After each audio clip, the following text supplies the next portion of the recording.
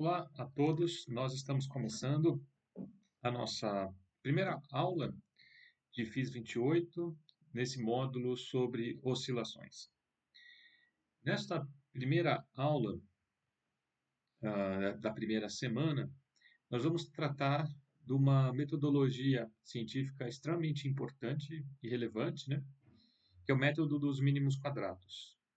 Só que nós vamos tratar, né, nesse curso um pouquinho sobre uma metodologia um pouquinho mais avançada, que é o método dos mínimos quadrados não linear.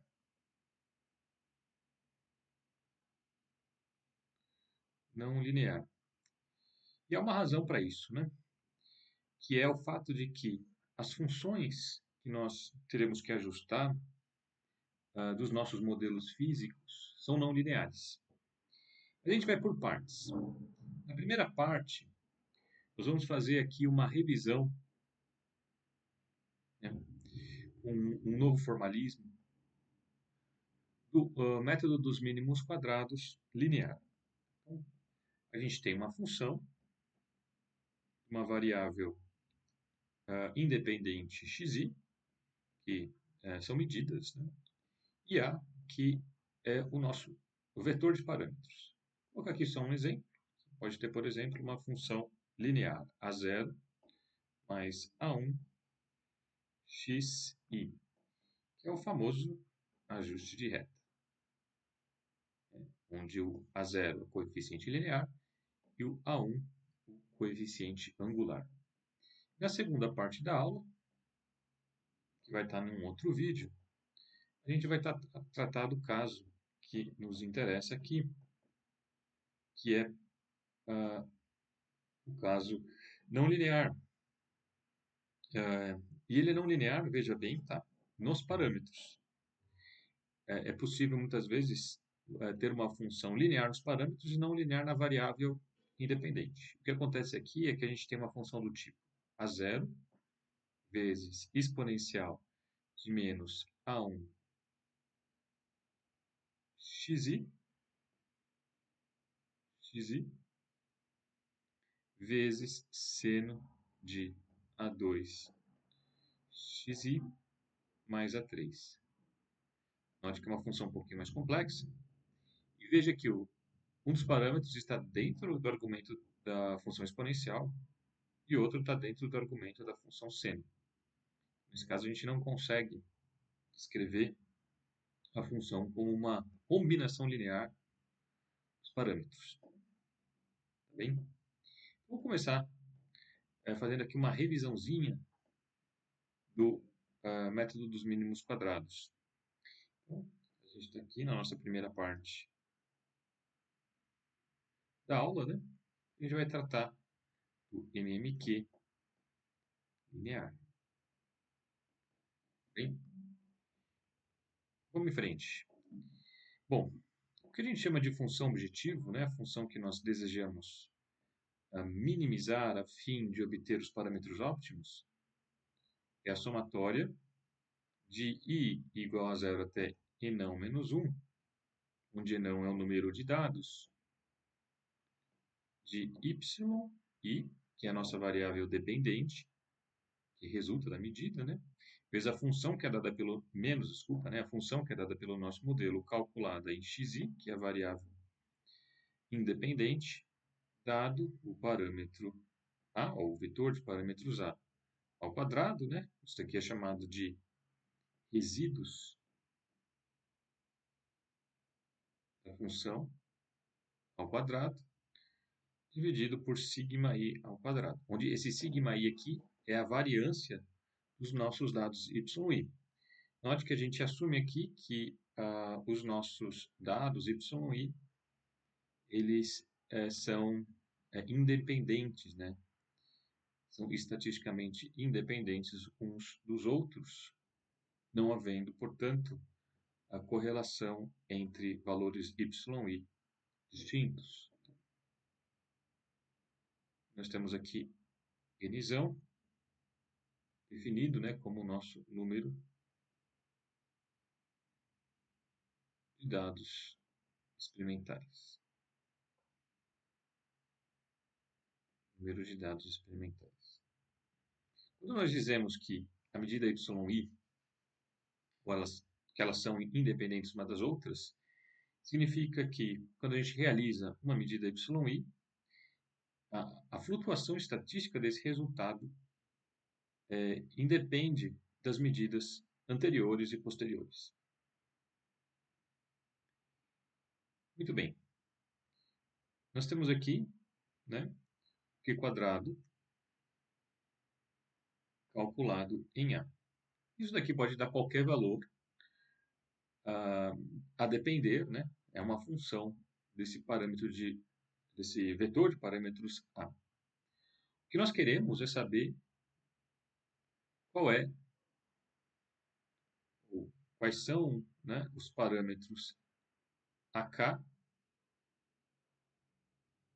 que minimizam a função Q quadrado, resultando em zero. É isso que nós queremos saber.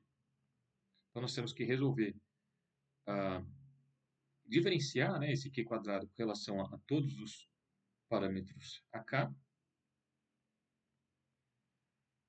e encontrar alguma forma de calcular, né, os valores de As, né, dos parâmetros que satisfazem essa derivada nula.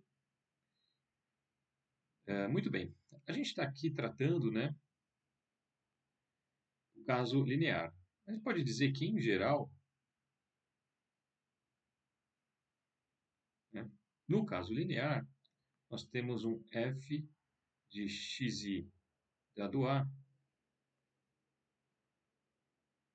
podendo ser expresso como uma combinação linear de funções de xi, ou seja, esse f de x i dado a pode ser escrito como uma somatória de j igual a zero até, veja bem aqui, agora nós vamos ter uma somatória de emão menos 1, não é não, tá? Uma somatória sobre todos os parâmetros AJ do modelo, vezes uma função xj de xi, tá? J é uma função de xi, veja que é uma função que não depende de A. Isso daqui seria, só para deixar um pouco mais claro, explicitando, seria como se tivesse uma função do tipo A0 vezes x0 de xi, mais um A1 x1 de xi, mais a série, né, de termos, até chegar ao último termo A emissão menos 1, x emissão menos 1 de xi. Tá? Só exibir aqui alguns exemplos, né? Um exemplo é uma função polinomial.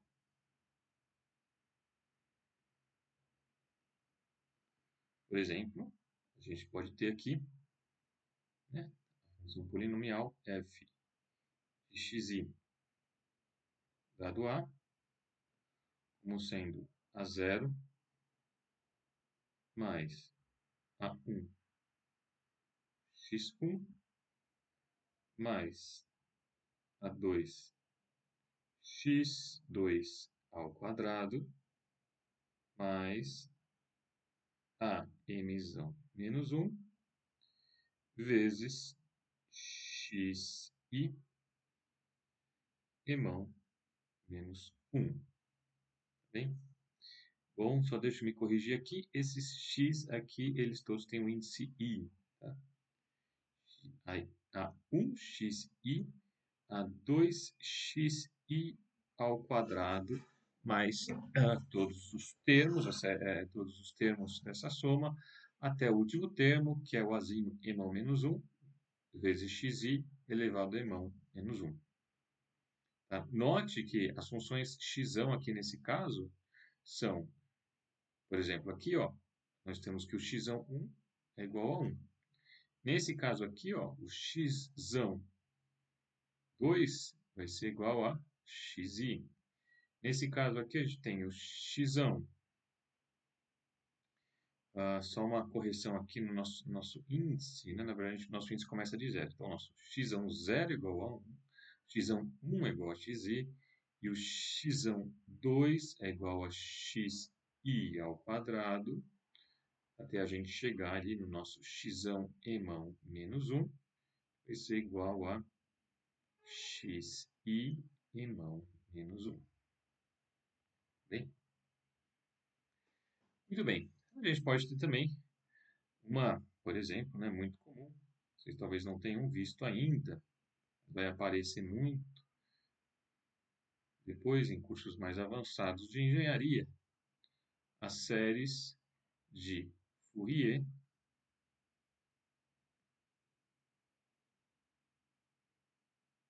truncada.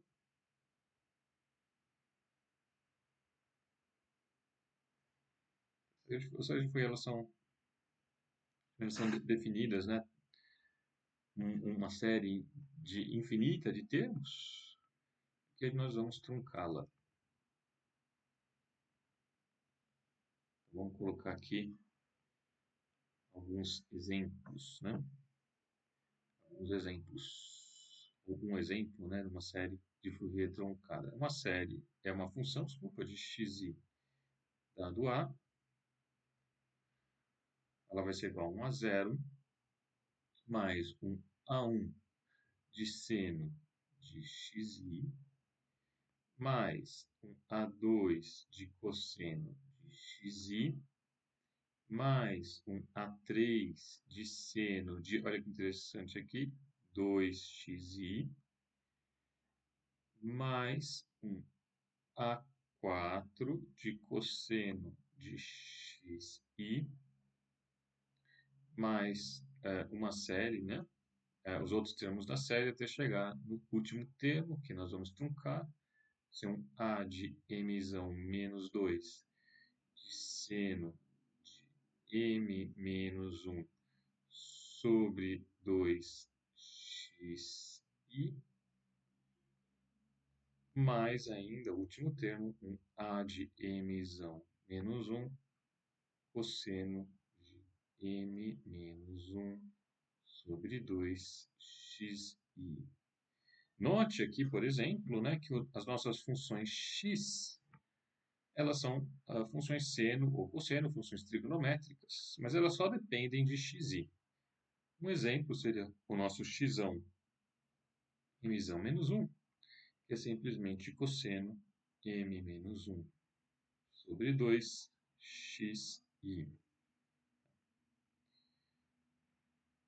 Muito bem, nós exibimos aqui alguns exemplos, né? E a gente pode ir agora para o nosso objetivo, que é minimizar a função objetivo, né?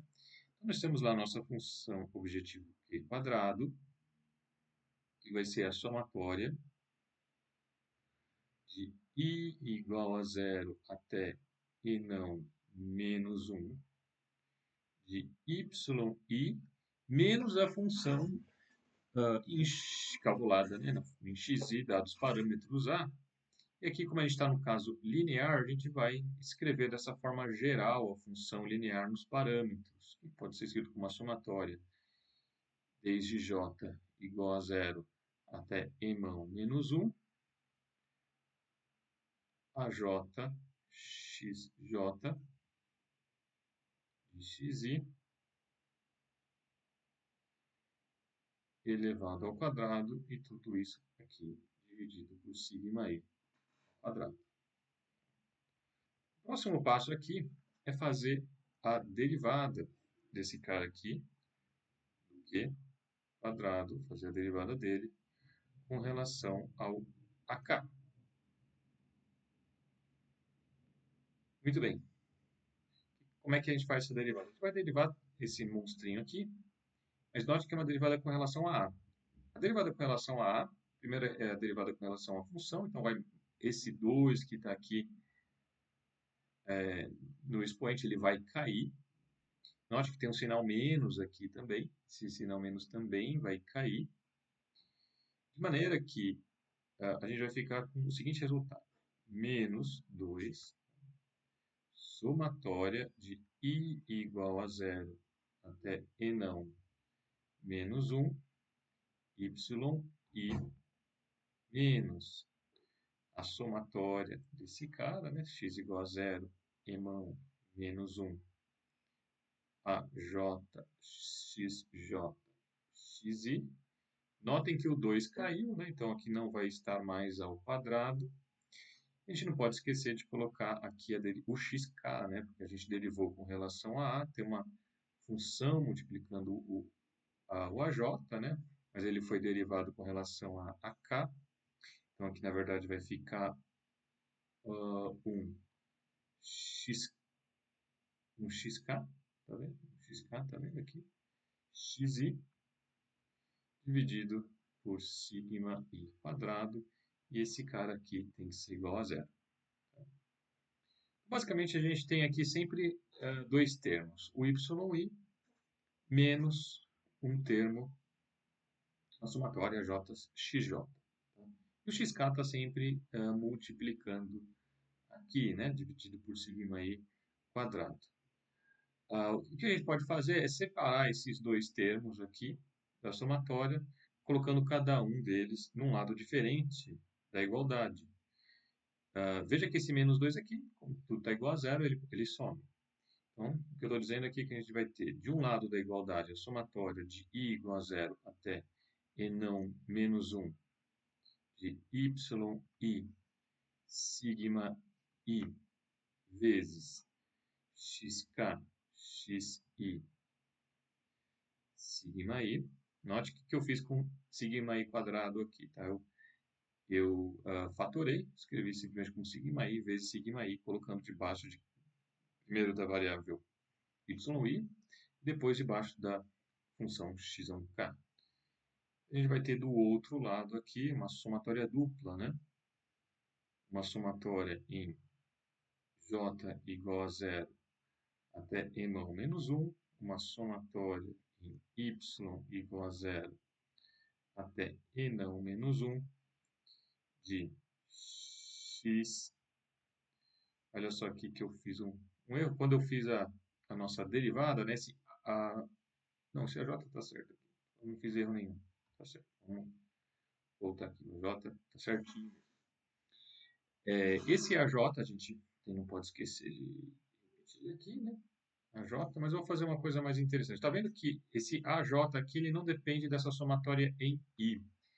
Então, eu vou fazer uma coisa aqui que vai ser, vou apagar aqui essa somatória, depois eu vou recolocar ela. Vou fazer aqui, eu vou colocar o AJ aqui, ele não depende da somatória em I. Eu fico com a somatória de I igual a 0 até e não menos 1 de x j xi dividido por sigma i, x k xi dividido por sigma i. Muito bem. Termos aí meio complicados, né? A gente pode simplificar muito esse cara aqui usando uma notação vetorial. Veja que esse y e sigma i a gente pode definir como sendo um elemento num vetor bzinho i. Como ele está em i, é um vetorzinho de nzão elementos. Esse cara aqui ele tem dois índices, k e i. Então eu posso representá-lo como uma matriz, tá? Isso é arbitrário, eu vou colocar uma matriz onde ik, tá? Onde a gente tem aqui o primeiro índice i, que tem nzão elementos, e k, né? K é o índice da função x, tem mzão elementos. Vai ser uma matriz nzão por mzão. E aqui a gente faz a mesma coisa, né? Aqui também a gente pode entender esse cara aqui como uma matriz, né? Uma matriz do tipo A e J, na mesma filosofia do que a gente fez antes. Aqui é uma matriz A e K. É a mesma matriz, inclusive. Isso aqui a gente pode colocar aqui as nossas somatórias. Somatória de igual a zero até n menos 1. Somatória aqui de J igual a zero, m menos 1, azinho J. Somatória de I igual a zero até n menos 1. Bem, eu acho que isso daqui é uma somatória, como se fosse uma somatória, desculpa, uma multiplicação de duas matrizes, né, que vai gerar uma nova matriz. Essa nova matriz aqui nós vamos chamar de alfa JK. Bem? Note que isso daqui também pode ser visto, né, como uma multiplicação de uma matriz por outra matriz coluna. Isso daqui vai dar, evidentemente, uma matriz coluna, né, ou um vetor. Vou chamar aqui de B de K. Tá bem? Note aqui que o que o K é um índice fixo, né? É um índice fixo. Nós vamos ter aqui a somatória J igual a zero até n menos 1 e azinho J vezes esse alfa JK. Então, de novo, né, esse cara aqui pode ser visto também como uma multiplicação de uma matriz por um vetor. Então, escrevendo em forma vetorial, esse beta de K aqui a gente pode entender como uma matriz coluna.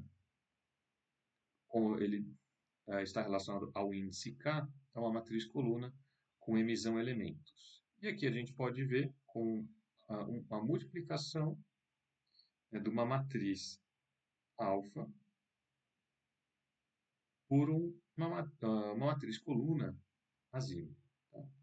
Azinho é a matriz coluna dos nossos parâmetros, enquanto que o alfa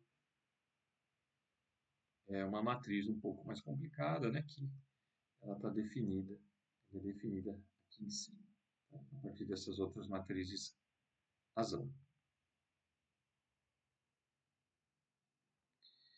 Muito bem. Então a gente tem uma forma bastante compacta de descrever a relação aqui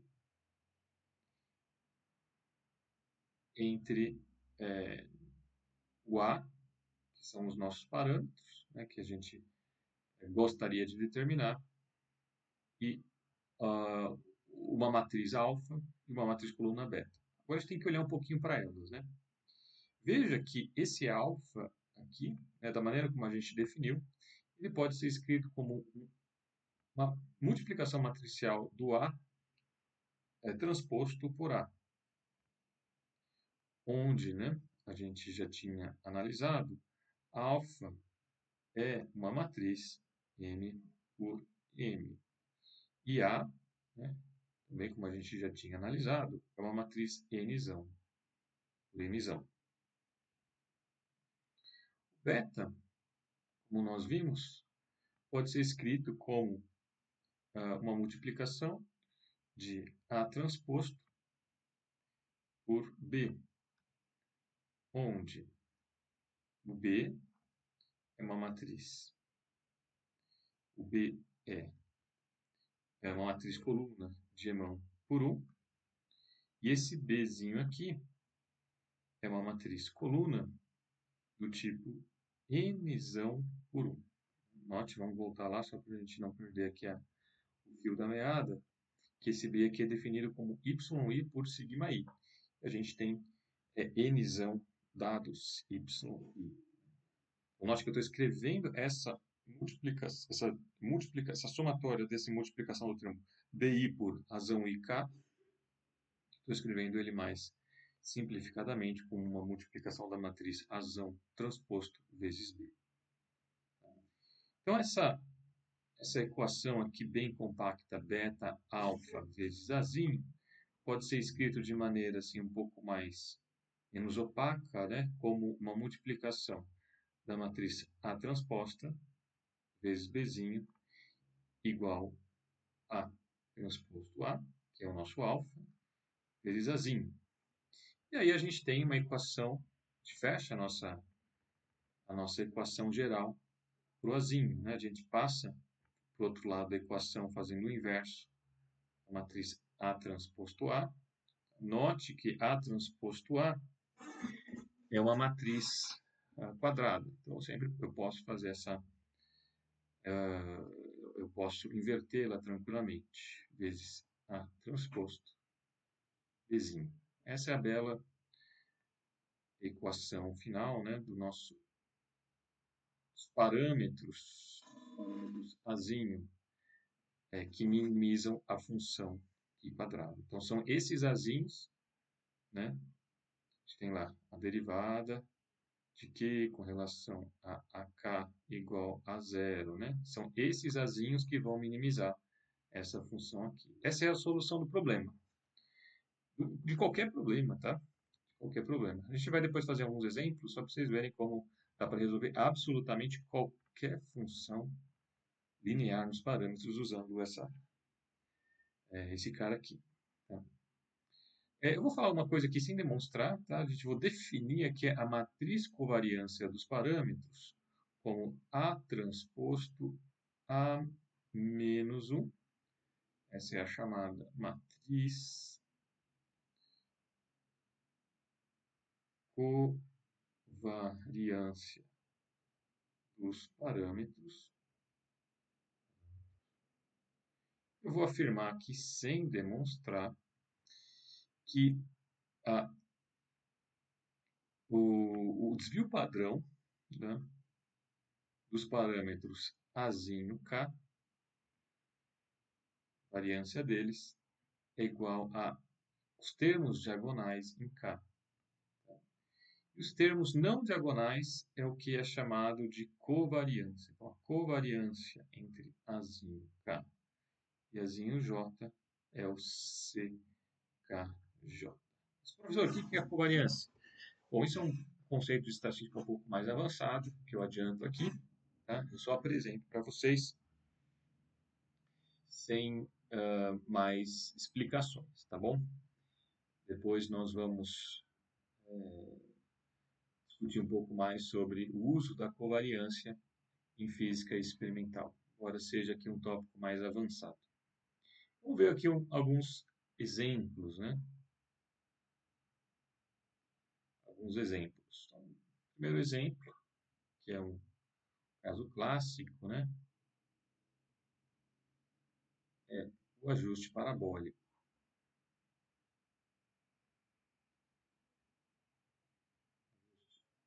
A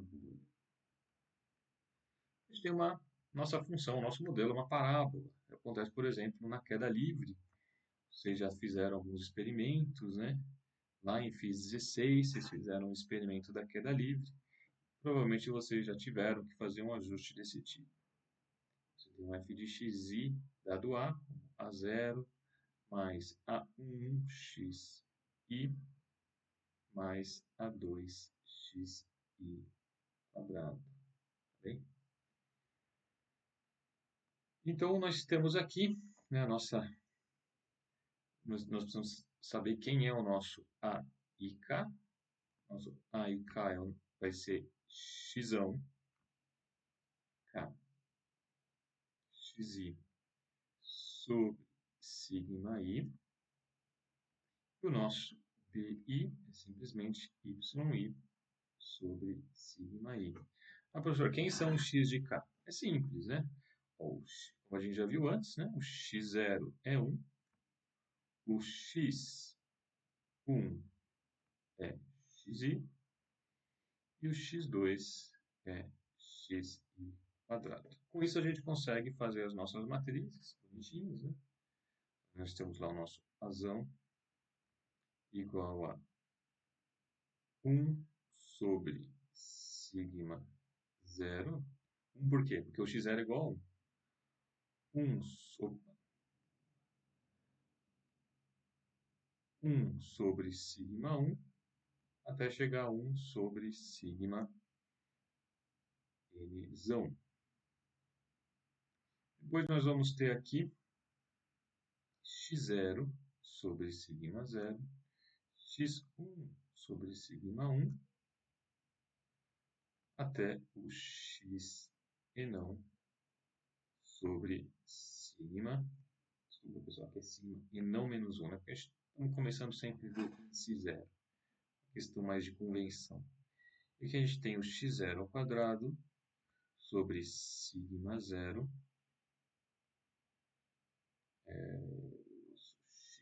x1 ao quadrado sobre sigma 1, até chegar no nosso x enão ao quadrado sobre sigma enão menos 1. Vamos aí definir a nossa matriz A. A nossa matriz Bzinho,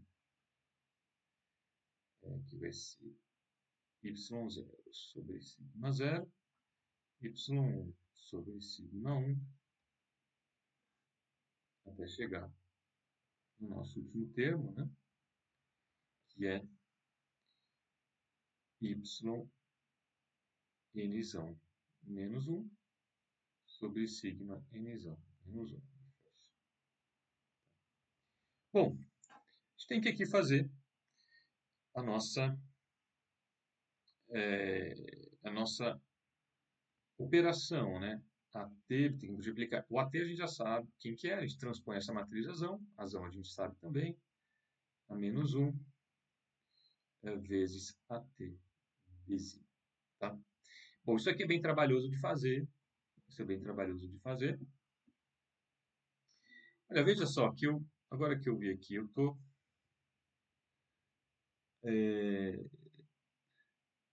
aqui escrevendo isso daqui formalmente, né? E para a gente fazer isso daqui, precisa ver quantos dados tem, né? Para a gente poder escrever concretamente como é que são essas matrizes azão e Bzinho. Tá? Então vai depender de caso a caso. A gente faz isso daqui, geralmente a gente faz numericamente. Fazer isso daqui na mão é um trabalho muito pesado. A gente pega e define isso, né? Alimenta usando um código numérico, define essas matrizes e depois a gente faz essa operação aqui. O MATLAB uma linguagem de programação que foi basicamente pensado para esse tipo de operação matricial. Tá? Então ele é muito adequado para esse tipo de cálculo. Ele foi feito para esse tipo de cálculo. Então você vai escrever lá no seu MATLAB que o seu Azinho vai ser igual a AT, tá? Você vai usar lá, isso tem a ver com a sintaxe, né, do MATLAB, ele vai entender que ele tem que resolver esse sistema linear para você, colocando aqui, ó, uma barra invertida, ATzinho. Essa barrinha aqui, ela está dizendo para o MATLAB que você quer resolver esse sistema linear, transposto azão, azinho, a transposto bzinho, tá bem? E uma vez que você tem os As, você pode calcular também a matriz de covariância. Aí você vai pedir para o MATLAB, vai inverter mesmo, tá? A menos 1, tá? Para terminar aqui essa primeira parte da aula, só gostaria de fazer uma observação mais aqui de ordem prática, tá? Numericamente, não é uma boa ideia você inverter ATA e depois multiplicar por ATB. Então, se faz assim. Tá? Não é numericamente o mais adequado, porque geralmente a explicitação da matriz inversa conduz a certos erros numéricos que se propagam depois que você faz a multiplicação. Geralmente é mais interessante você resolver o sistema linear numericamente, em vez de fazer numericamente a inversa e multiplicar por ATB. Tá? Então aqui a gente vai resolver, na verdade, o MATLAB vai fazer isso para você. Ele vai resolver essa equação linear para você. E a solução dessa equação linear, evidentemente, é o azinho, né? A solução é o azinho, tá? Note, eu vou só reforçar mais uma vez, vamos só, para que isso daqui não fique tão abstrato. Note que os x0, x1, xn são as medidas da variável independente. Enquanto que o y0, y1 até yn-1 são as medidas da variável dependente. Aí, onde entra aí o modelo, professor? O modelo entra aqui justamente na forma dessa matriz razão. Note que a forma dessa matriz razão aqui não vai depender de quantos termos lá polinomiais você coloca. Se tivesse mais termo polinomial, ia acrescentar mais colunas aqui. Tá? Bom, era isso. Espero que vocês tenham gostado da aula e vamos partir para a nossa segunda aula no próximo vídeo.